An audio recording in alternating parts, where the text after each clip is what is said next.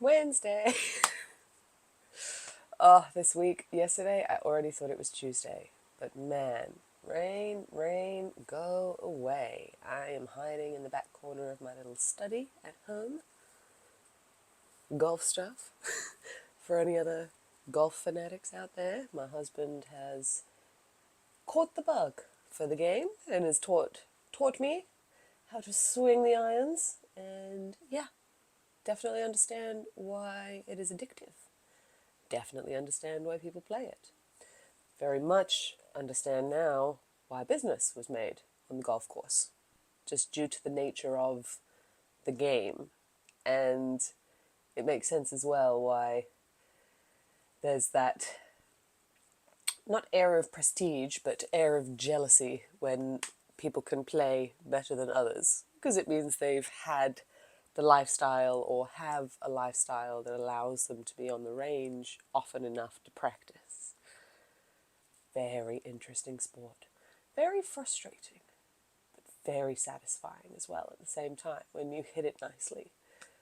And I feel that fully encompasses this creator journey and what we do to ourselves as well when we embark on this roller coaster.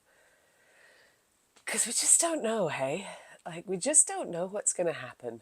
We like to think we can control some of it. We like to think that we have some sort of idea.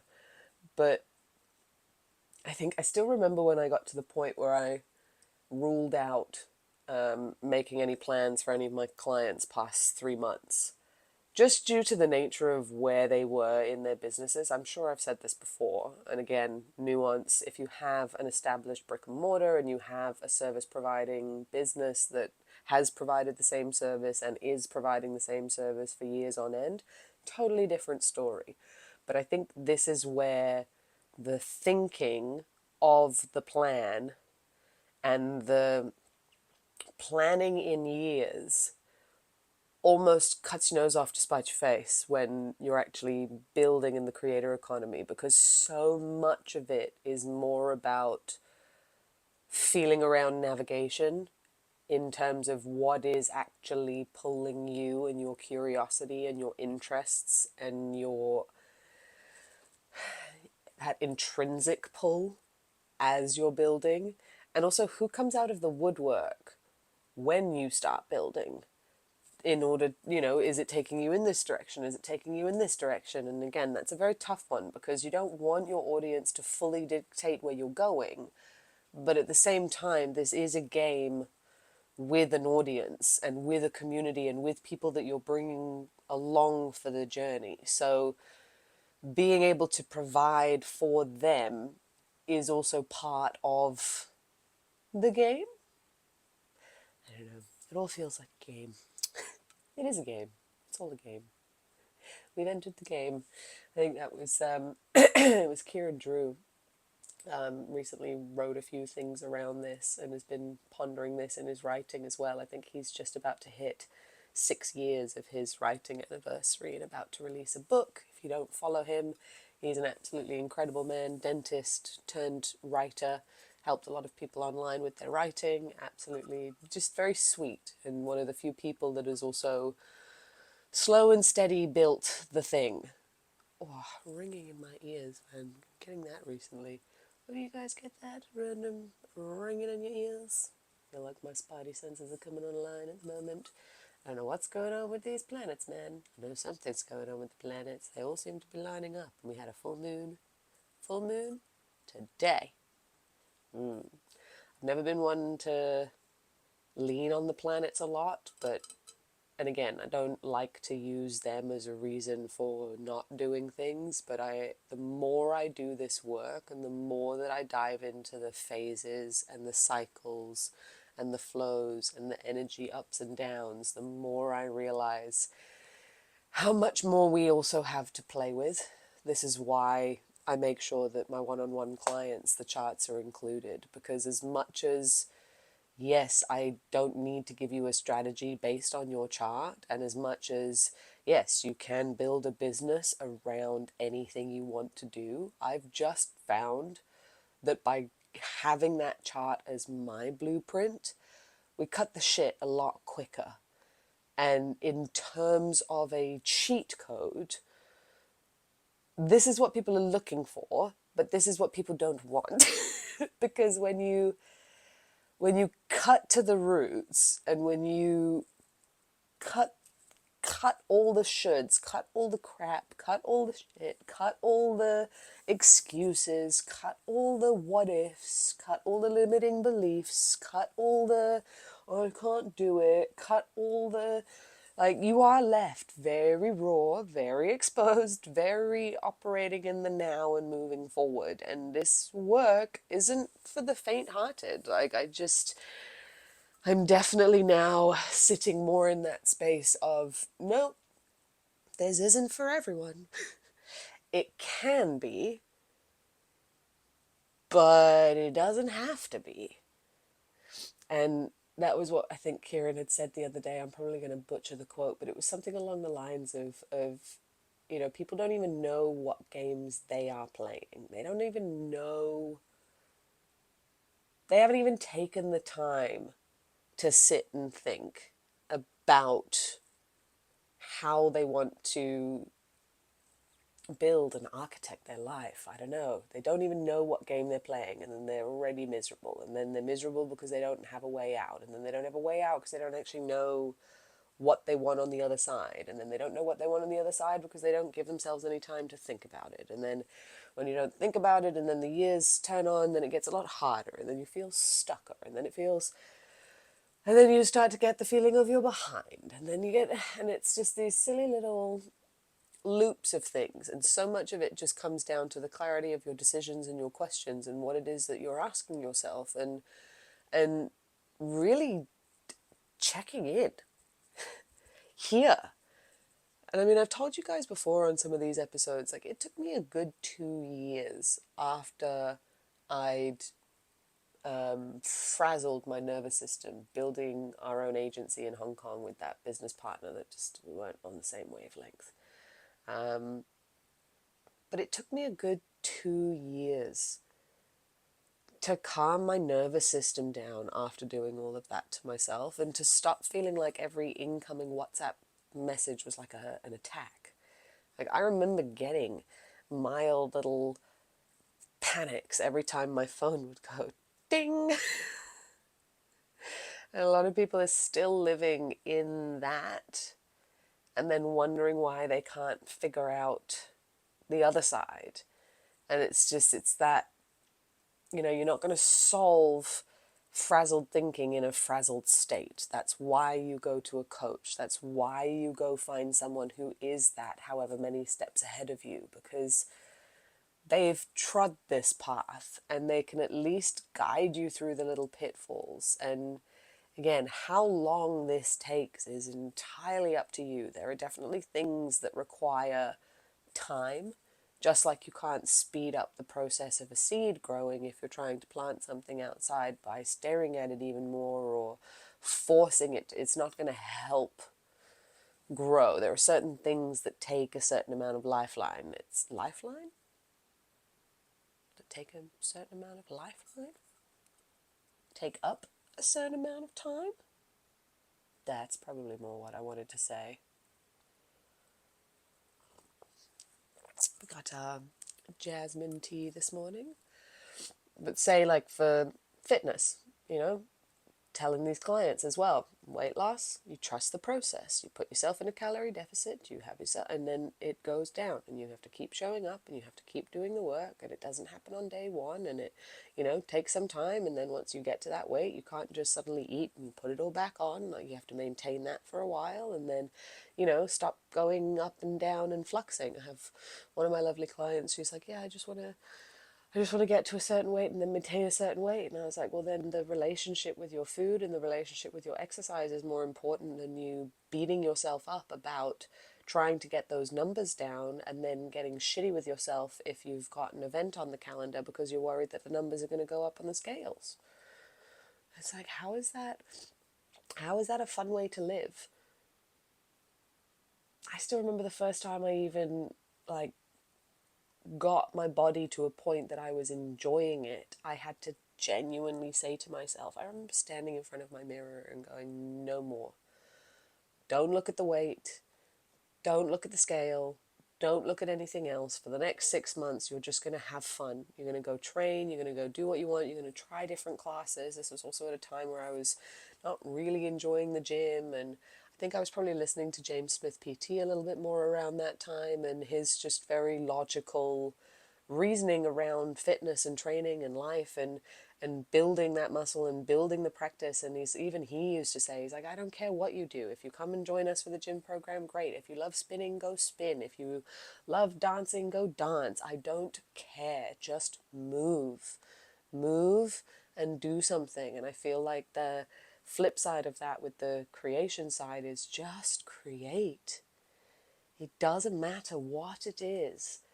Just create and put things into this world and see what happens when you actually pay attention to what happens and to a little direction. And this was the other part that he tied in, Kieran, with this whole thing about building and growing, and so much of it is so live and so raw and so alive at the beginning that it's really hard to set a 1 year commitment, or this is my niche, or these are the people that I'm talking to. And I think, even I spent a good year, 2 years, 3 years, like doing my content and still feeling like I needed to find a niche or find a single customer avatar that was going to help, or find a single one person that I'm speaking to for the camera. And it just, especially for me, and especially for, I know a lot of people out there, like, we know that the people that come to us are so varied in nature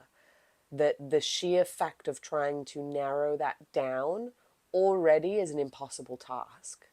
And it was when I was in one of J.K. Molina's workshops, I think it was last year, maybe even the year before, that I loved when it clicked for me. It was like, I don't have an avatar. Like, if I can help you, and if you can pay me, you're a client. Or you can be. Like, those are the two conditions. If it's useful, if you're going to do the work, and you can pay me, you're in. And I think this is where, again, another layer of that sneaky overcomplication can come in, because we can spend these years ruminating on a possible existence that's never actually being brought into fruition, but slowly pushing the goalpost further and further down, and ultimately putting yourself with that carrot on a stick that you're starting to walk after, and it just keeps moving, and it just keeps kind of dissolving.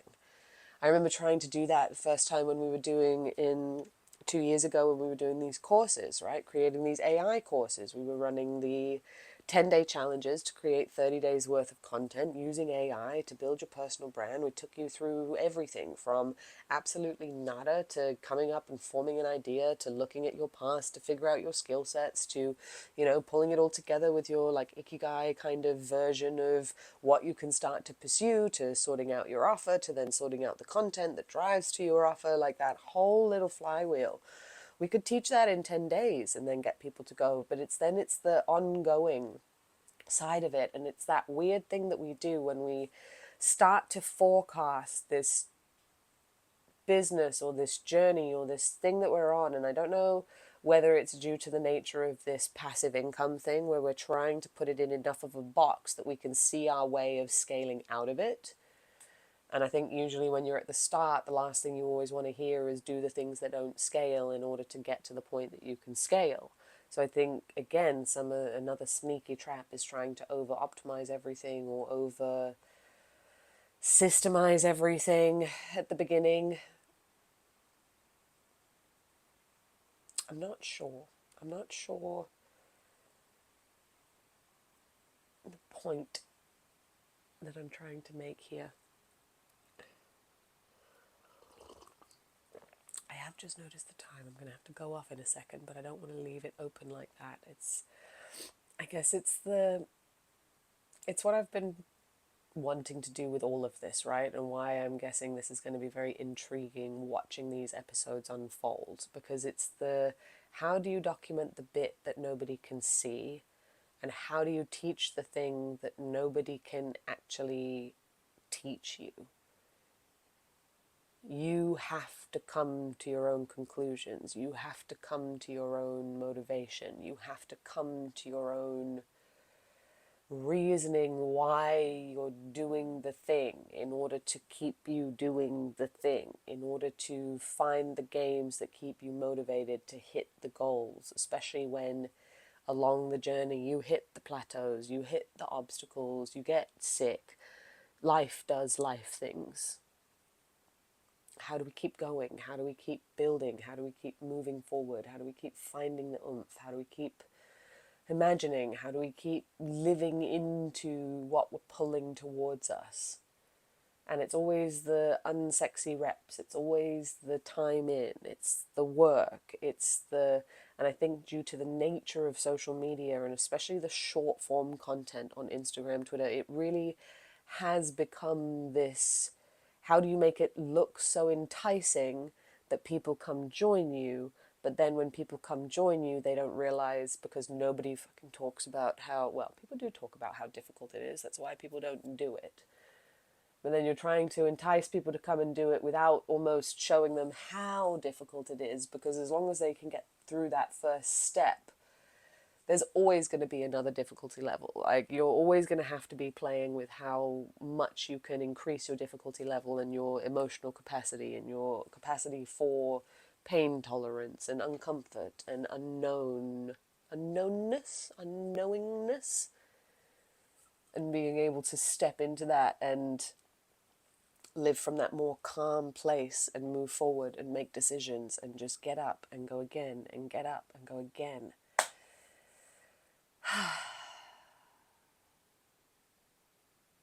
It's an interesting life we live. Very odd. Very odd. I'm really enjoying this process. I'm really enjoying ruminating on these ideas and these thoughts and these threads, and really kind of starting to tear apart, like, what are these pieces of making this puzzle move? And I think that's something that I've been overarching and looking at with my clients for a very long time. Whenever we first make our initial plan, especially if we only have like a 3-month container that you're jumping in with me for, it's not a lot of time, right? Again, why the charts are so useful, so that at least we cut the shits. We start building from the base, from the roots. At least it's that first attempt of something that's very true to you and that can feel very scary and very real all of a sudden. But if we can find that spark and set you off on that path, yeah, I don't know, I just think that's where the magic lies, because it doesn't negate the work. It doesn't negate the trial and error. It doesn't negate the fact that through this process, you are also becoming a different person, which means through this process, you are also starting to want different things, or find different things, or learn about different desires, or learn about different dislikes and different revelations. Like, it's this ever evolving thing. And that's where these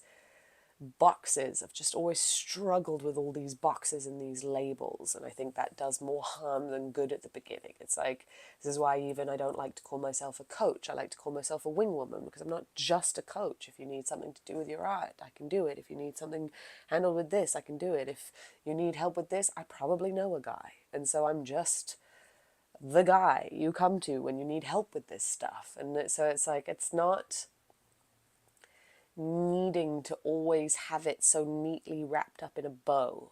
And I definitely think that is counterintuitive to the mainstream,